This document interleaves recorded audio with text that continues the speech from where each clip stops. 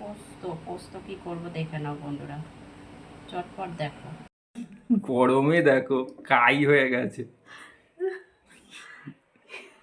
কি ভাগ্য আবার কারেন্ট চলে গেল। হ্যাঁ, কেচে জল শেষ, কারেন্ট চলে গেল। জলটা তুলে নিয়েছে। এত গরম কি বলবো, জানি না বন্ধুরা তোমাদের ওদিকে কিরকম কি গরম, আমাদের এখানে কিন্তু প্রচুর গরম, সব জায়গায় গরম। হ্যাঁ।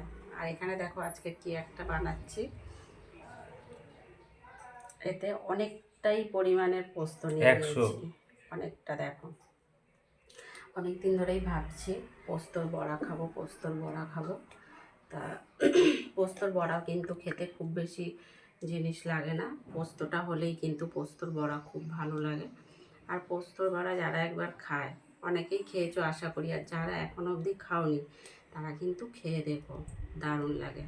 গরম ভাতের সাথে পোস্ত, পোস্ত তো সব কিছুর সাথেই ভালো লাগে।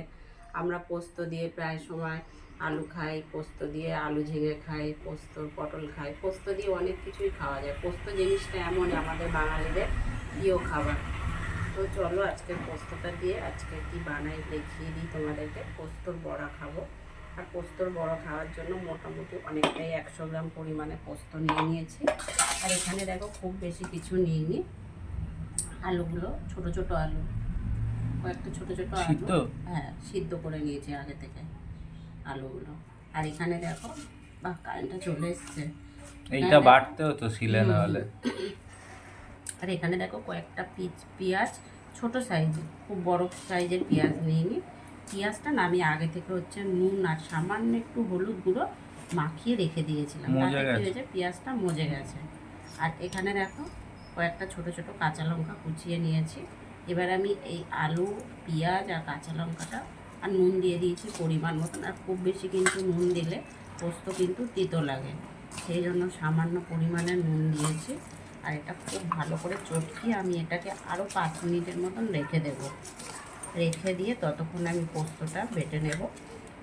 আজকে কারেন্ট চলে গেছিলো, ভেবেছিলাম পোস্তটা শিলেই বাটতে হবে, কিন্তু না, মিক্সিতেই পেস্ট করে নেব। কারেন্ট এসছে? হ্যাঁ কারেন্ট চলে এসছে, সেই জন্য মিক্সিতেই পেস্ট করে নেব। পেস্ট করে নিয়ে পোস্তর বড়াটা ভাজবো, আর গরম গরম ভাতের সাথে তো খাবো।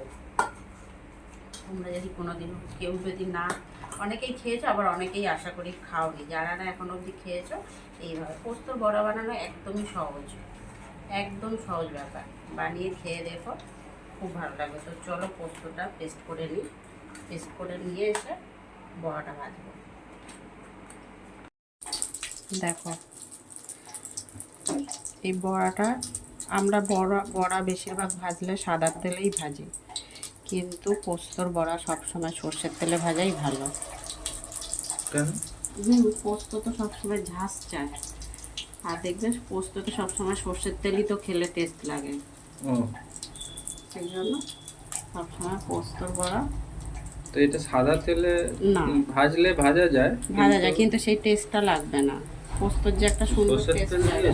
হ্যাঁ সর্ষের তেল দিয়ে ভাজছি, আর গ্যাসটা একদম কম করে দিয়ে ভাজছি। ভিতর থেকে সেদ্ধ হবে, হ্যাঁ নাহলে পুড়ে যাবে। উপরেও ঠিক থাকবে, ভেতরেও ঠিক থাকবে, একদম ভিতর থেকে যাতে ভালো করে ভাজা হয়।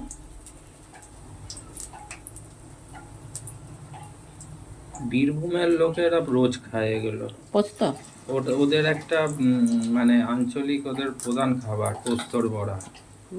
তারাপীঠ ফারাপীঠ বীরভূম গেলাম না, অনুব্রত মণ্ডল ওরও প্রিয় খাবার। ওখানে সব লোকই এরকম পোস্তর বড়া ঘরে ঘরে। আমরা যেমন লোক এলে চা দিই, ওদের ভাতের সাথে এইটা। পোস্তটা অনেকটাই থেকে যাবে, আবারও পরে অন্য একটা রেসিপি দেখাবো এটা দিয়েই।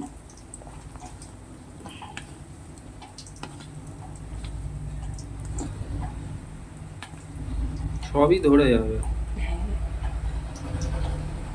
আর সবসময় যাদের ননস্টিকের কড়া আছে তাদের তো খুবই ভালো ভাজা ভুজার জন্য, এমনি কড়াতেও ভাজে, তারপর ননস্টিক না থাকলে কি ভাজা ভুজা খাবে না, নিশ্চয়ই খাবে, কিন্তু ননস্টিকের কড়াটা ভালো হয় ভাজা। আর পোস্তর পরিমাণটা একটু বেশিই নিতে লাগে, কিন্তু পোস্তর যে কোনো রেসিপি খেতে গেলে পোস্তর পরিমাণটা বেশিই নিতে লাগে, তবে তার একটা সুন্দর টেস্ট লাগে বা বোঝা যায়।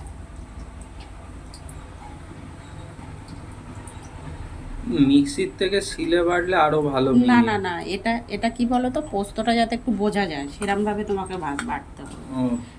ও, মিক্সিতেও পুরো বাটা হয়ে যেত, কিন্তু আমি আদা বাটা করে করেছি, পুরো মিহি করে পোস্তটা বাটিয়ে নিই।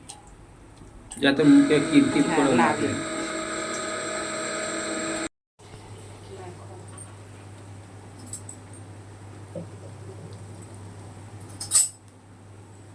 পোস্তর বড়া, পোস্তর বড়া কে কে খেয়েছো কমেন্ট করে জানাও, কে কে খাওনি তারাও জানাও।